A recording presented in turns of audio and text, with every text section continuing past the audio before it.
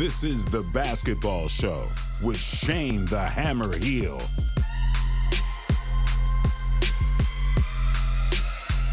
What they gonna say next? What's happening, everyone? Joe and Hammer with you for The Basketball Show. Thanks to TCL Mobile, 2K and Bet with Joel. Hammer, how you doing? Very well. How could you not be well at this time of the year? NBA playoffs, NBL Grand Final coming up, WNBL free agency, WNBA teams in camp. It's all happening. It is. It's been a big week, an emotional week for some. We'll get straight into it now with our TCL starting five.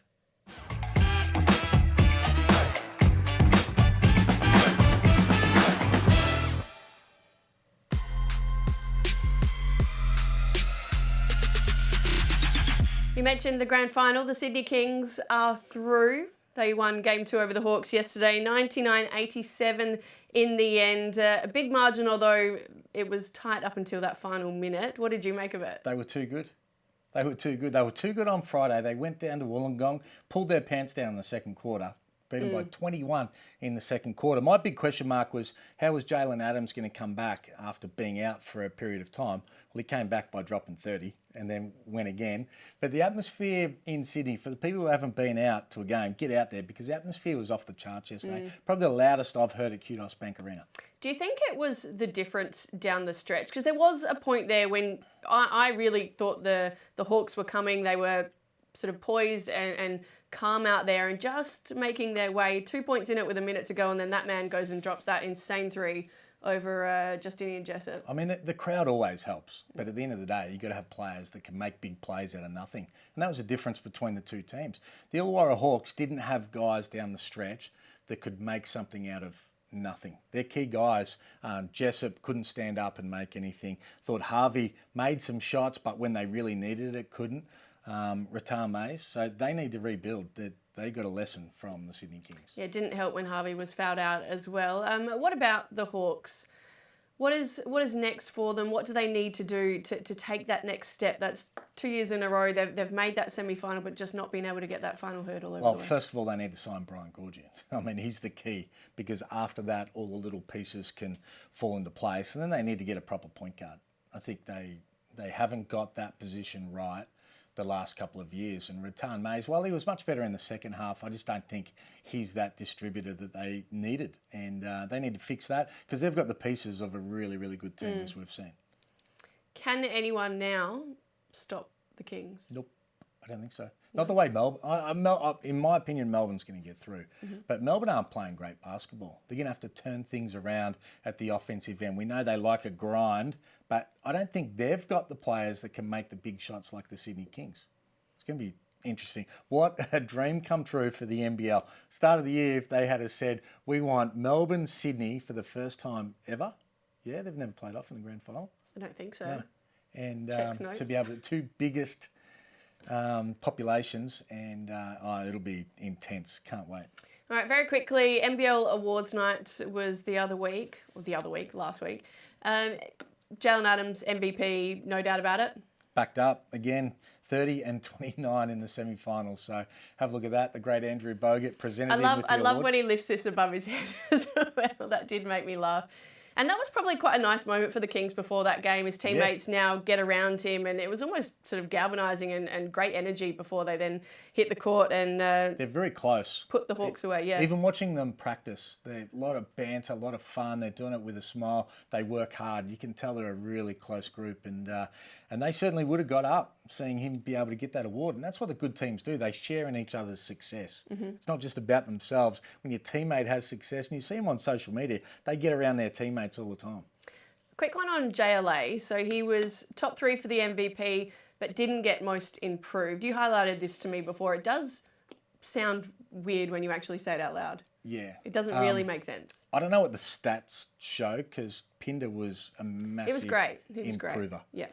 But it just feels weird that JLA, he was good last year, but to be in the top 3 for the MVP is unbelievable. That's a massive improvement. But Pinder, he improved all the way across the board as well. So photo finish that one. Well, congratulations to all the winners, of course.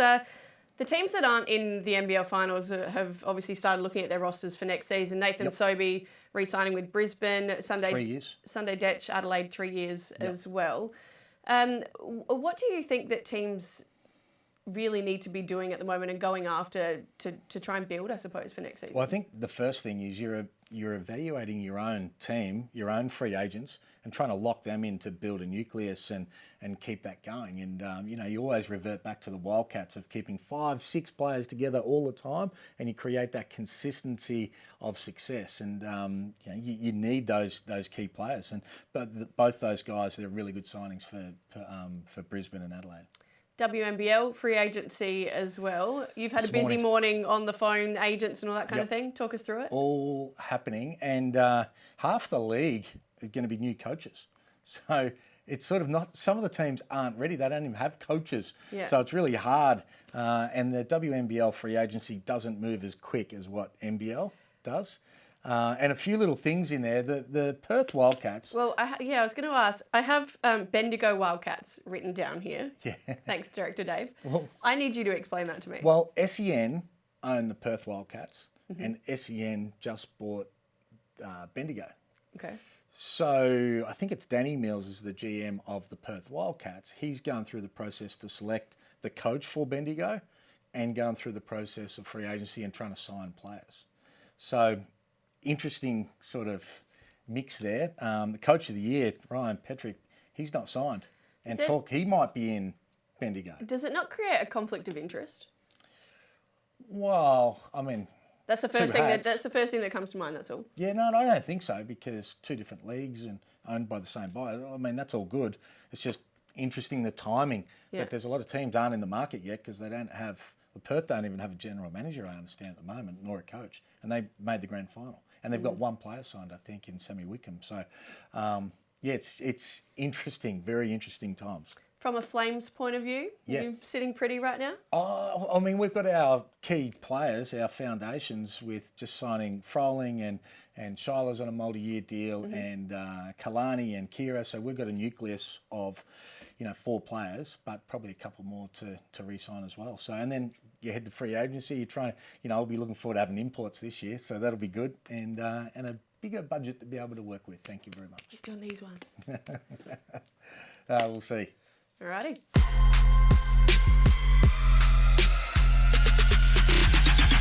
There's still one more game in the semi-final series between Melbourne United and the Tasmania Jack Jumpers. That one not too far away now.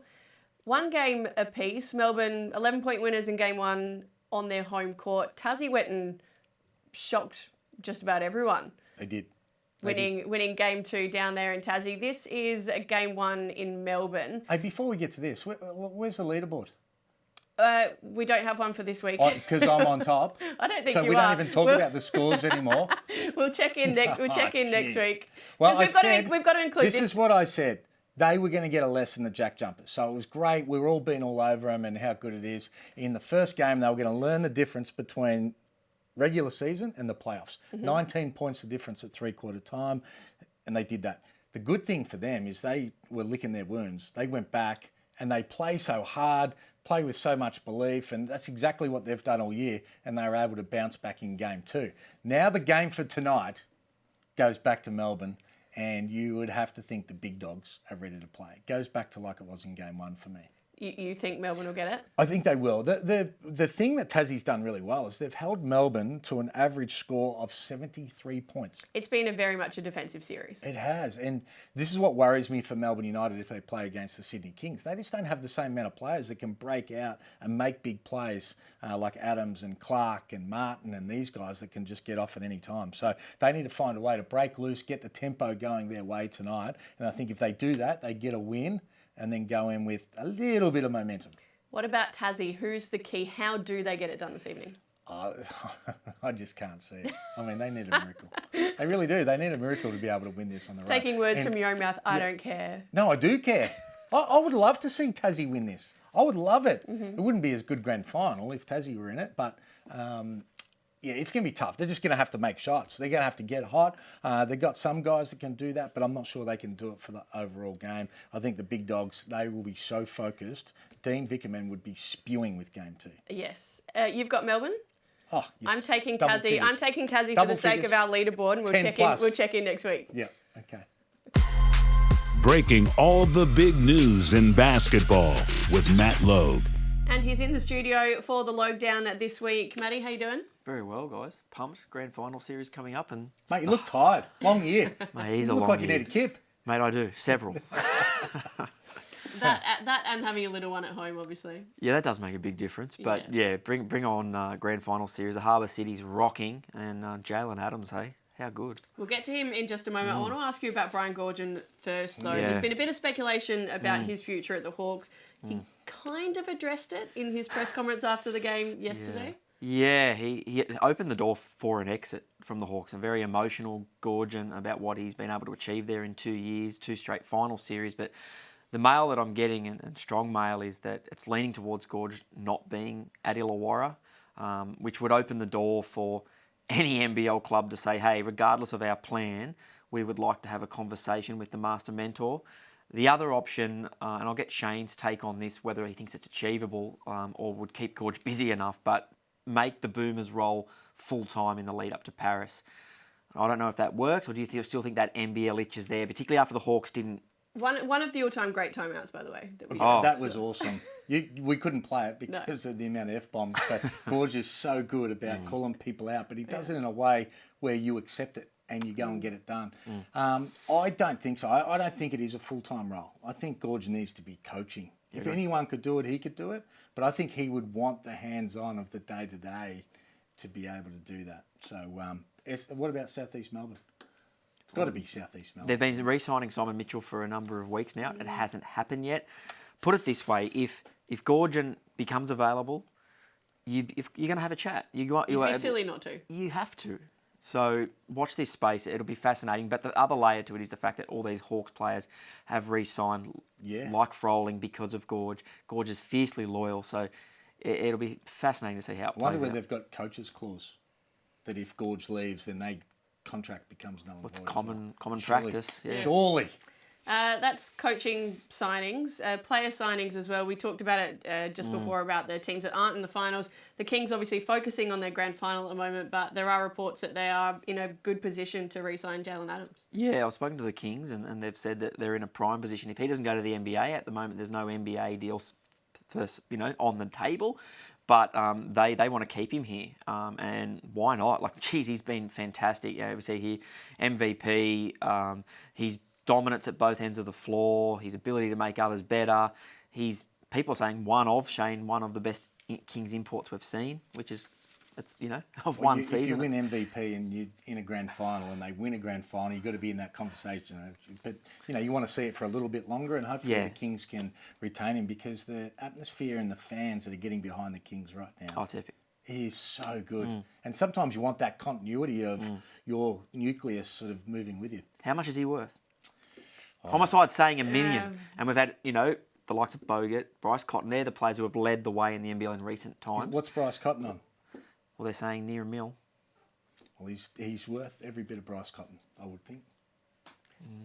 Good answer. I like that. I don't know what that is. That's why we need to know what the salaries are, so we can discuss these yes, things. there we go. Debate. Bring it on. Yep. Chase Buford fined $10,000 for his spat at the ref last week. Yeah. Suspended for a game, but not until next season. I don't know why. Tell me more details that have since come to light on that. So the big part of the reason why he was fined $10,000, guys, is because he got a texter after the game and went to the referee's door, and under the referee's door wrote, "Beep suck." So, look, I'll be frank, if it happened in any other sport, it'd be back page, front page news. There'd be dominating news headlines everywhere. We did the story, and so far, little blimp, but it's big. It is big. To Chase's credit, he's owned the moment. He's embarrassed by the moment. It was a rush of blood. It was childish, etc., etc. But I don't know. I'll ask you, Shane and Joe, what's your thoughts? Like, the fact that Joe said this suspension has been till next year with the playoffs, should he have missed game one in that Hawks series, and should the NBL or have made that public? Because it's not necessarily the Kings' job to make that public. They've copped the fine and they've moved on. But I'll say it again. It's pretty big. Yeah, I mean, it is. And I think every coach has felt like doing that at different stages. Yeah, of course. And you're right, he's owned it. But I think the NBL is going in a direction where, a little bit like the NBA, where they don't want to suspend players and coaches. They'd rather give big fines so the talent's still out there. Now, Which is that's right or wrong, totally fair enough. But why suspend him for a game next season as opposed to the next game? It's not as if it's a different competition. because it's a suspended sentence, right? If it's suspended sentence, then it's wiped, isn't it? No, you can have a suspended sentence where if you do something wrong, then straight away it becomes the next time you do something wrong. And that becomes in the future. That's what they've done, is suspended that. He's paid 10 grand, which is probably one of the highest. Oh, yeah. Yeah, I mean, that's enough in itself. And I think that's the direction they're going. Whether it's right or wrong, or whether there's precedence or what's going on, that's all I can say is I think that the NBL's direction is. What? That's spot on. It's spot on. All right, well, thank you for that. Plenty more to play out across all of those topics, so keep us updated. Oh, yeah, watch this space. If United get through it, it'll be on like Donkey Kong.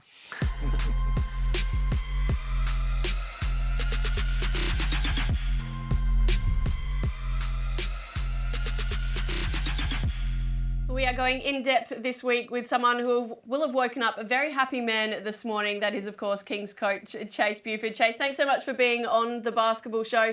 Congratulations on making it through to the Grand Final series. Has it sunk in yet? Yeah, I don't know if it's sunk in yet. Joe Hammer, thanks for having me on.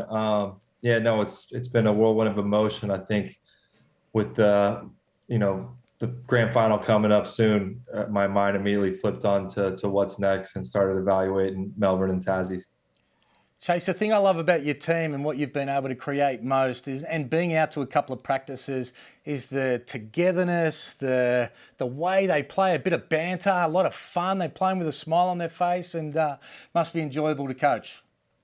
Yeah, for sure. We like to pride ourselves on highly competitive practices. I think since Ian Clark's come in, he's helped our group in that regard immensely. He carries that bench group with a ton of energy and leadership, and they take it to those starters, a lot of days. And they have fun with each other. They like to, like you said, talk trash and just get after it. And I think it carries over to what you see on the floor. It was a pretty intense atmosphere for Game 2 yesterday, obviously sweeping the Hawks. Did you think that realistically would happen? And I suppose at what point yesterday did you know that you'd won it? Yeah, I mean, I guess coming into each game, you feel confident that you're going to get a win, but probably not till Jaylen hit that three with less than a minute to go did we really think, we probably got this one in the bag. Every time I watch you guys play, even if you're not playing the best basketball, there's always an element of confidence. They're resilient, and there's a belief there, come down the stretch that you're going to be able to get it done. Is that how you feel on the sideline? For sure. Sometimes it looks like a little irrational confidence out there, some of the plays we make, but no, Jaylen is phased by no moments. Zabe, Jarrell, all those guys the same way. Ian especially, he's been in huge moments throughout his career. So, in those moments when things get tough, they just stick to it and trust themselves. And yeah, like you said, they always believe that there's a chance, no matter what, that we'll have to get it done. You mentioned Jaylen there. He obviously picked up the MVP award. Has that sort of given it a boost to the entire team, just solidifying the fact that he is the best in the competition? Yeah, I think it's just one of the cool things about this group is they get really excited for each other's successes, whether it's in game, in plays, over the course of the season. I think you saw the way the guys rallied around him after getting the award. They're just really happy for him as a teammate and a brother. So, we're all really proud of what he's done, and hopefully we can see him do a lot more before the season's over. Mate, it looks like a cool team that you've got around you, from Luke Longley being in the stands, and then and his influence around practice, and Chris Pongras, and having an owner like Paul, and then Bogues flying in as well. It's a great team that you've really been able to walk into and lead. Yeah, for sure. And I'll even go further. My staff, Kevin Lish, Daniel Kicker, two Boomers legends, Fleur McIntyre, who's been a great hire and just kind of is the glue that keeps our group together. So, we're getting to work with those guys on a daily basis is terrific. And yeah, it's just a lot of, people who have been a lot of places in basketball and have seen a lot of things. And it's a great bevy of experiences to just draw from for myself and our players. Chase, your first season in charge of the Kings. What have been your biggest learnings this season? I think it's dealing with adversity. It's learning how you got to outwork your problems and find a way to turn things around. We obviously had an up and down start to the year, and we had to figure out some ways to adjust and to be a better basketball team. I think our team is really bought in and done that in spades, and it's taken us to where we are now. You spoke about people that have seen a lot of basketball. What about your old man, R.C. Buford? How's he been, and what's his advice to you been, and when is he coming down under? Please tell me he's going to be here for the grand final. Yeah, I hope to get him here. I don't know if we'll coax him down, but no, just mostly supportive. I mean, he and my mom stay up to watch most every game, which is great, and get a text after most games, and just they're really proud and happy for me that I'm enjoying myself and I've got a great team to be able to lead. And Chase, we know Chris Reed isn't probably at the top of your list of favourite people at the moment. If his name is on the score sheet for Game 1 of that grand final series, what would your reaction be? I'd probably be relieved that I could maybe go have a conversation and apologize for acting like an idiot. I mean, it's not his fault, a game or play. I've, like I said, pre the Illawarra series, I need to not be getting in personal battles with the officials. That's not what the game's about. So, another apology to Chris, and hopefully he'll allow me to apologize and we can all move on. I can't believe it's taken this long for you to be fined, mate. You've been so well behaved. I expected more. I don't know about that. Good on you. That's all I got, Joe. What do you got? Okay, no, beautiful. Hey, Chase, obviously we're doing this on Monday afternoon, so we don't know who your opponent is for the grand final yet. Doesn't matter. It does matter. Who would you rather play? Are we allowed to ask you that? I got no preferences. I would love to play against my guy, Josh Majette. I coached him, back in the G League, and we're good friends, and that would be a fun reunion. But no, we'll be excited to play whoever comes. Of course he's going to say that. He wants to play Tassie. Yeah, okay. Two different levels. Now it's on the record. Yeah. Hey, Chase, thank you so much for being with us on the show. Best of luck for the week. Obviously, you guys are focused and locked in, and we look forward to seeing you in the grand final series. Going to beat either of them. Mate. Thanks for having me on, guys. Appreciate it. Good on you. Cheers.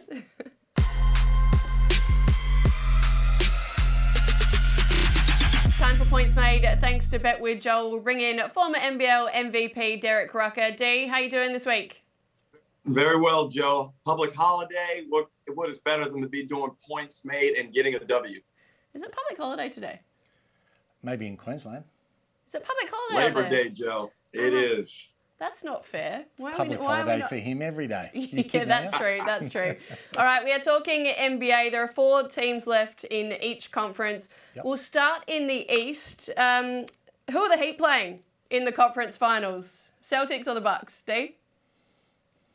Come on now. Hey, we've got to learn that, you can't rule these teams out. These are professional athletes that have pride. They have excellent coaching. Anything is possible in these 7-game series, Joe. I'm surprised you're that I'm calling cavalier. BS on that. Me too. Calling BS on that. Oh, Haren's going to love it without Embiid. Haren's going to take like 35 shots, put his cape on again, and dribble. That's going to be his cue. Having said that, if I can finish my point, I've got this series 4-1 to Miami. Although Embiid may come back early from that orbital fracture. Hammer, what do you got? I'm saying 4-zip. If he doesn't come back, it's 4-zip. I just think he's coming back like a machine. Even if he does come back, they might not win a game. Now, Harden is good enough to get them a victory, and Maxey is good enough. Tobias Harris played really well in the first round, Shane. Yep. They can at least save face and get one win. Okay, maybe. Let's see. All right. You said that about the Nets. You said the Nets were going to win. The whole thing. They didn't even win a game. Yeah, that was ugly. Old news. What about the other series matchup there? So we've got Boston and Milwaukee. Well, I've been on the Bucks all year. I've said they're the most overpriced, inflated team. And what a win, the first one against Boston. They were underdogs against them, playing without Middleton. I was a little bit worried because Boston have been incredible. They play such good D. They know how to play their roles, really well managed. But the Bucks, with Giannis being able to come through, Holiday as well, and they are tough. They could still get through.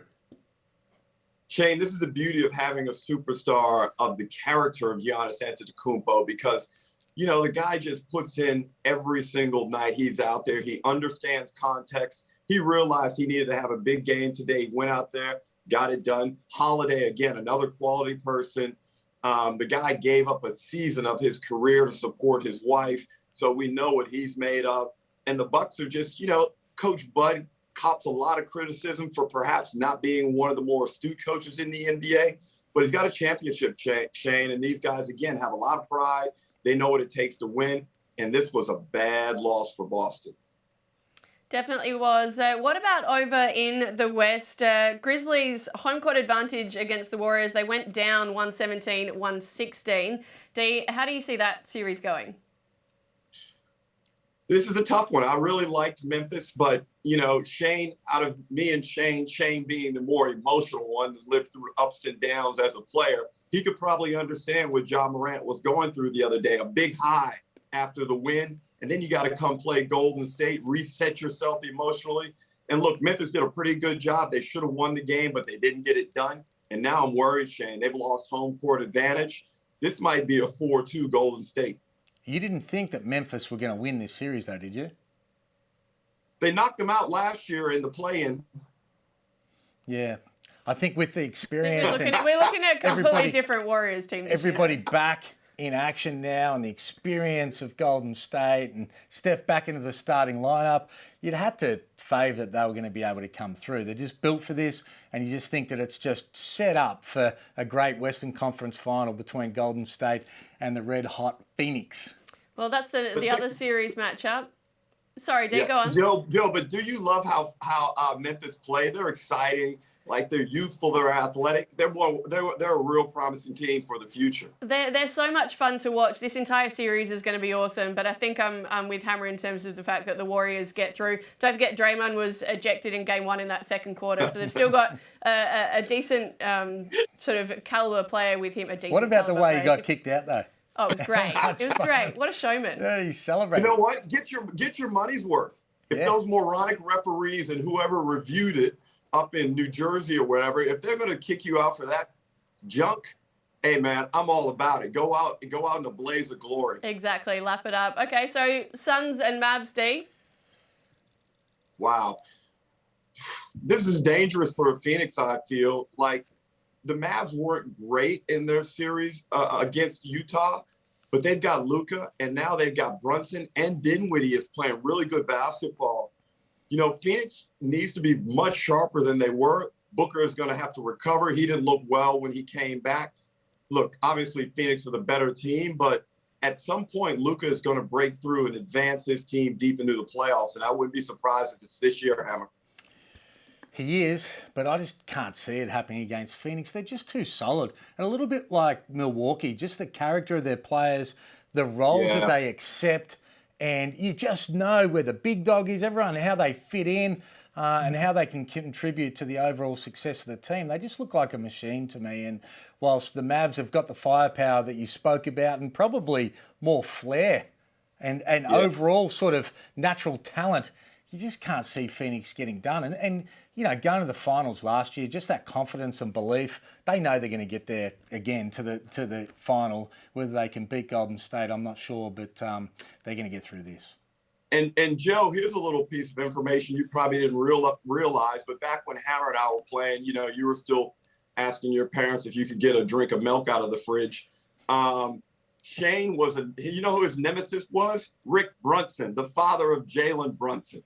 Yes, did play against Rick Brunson. Don't worry about that. And he was a very good player for the Adelaide 36ers. Very good player. Outstanding. Left-handed also, like Jalen. Yeah, not as good as his son, but...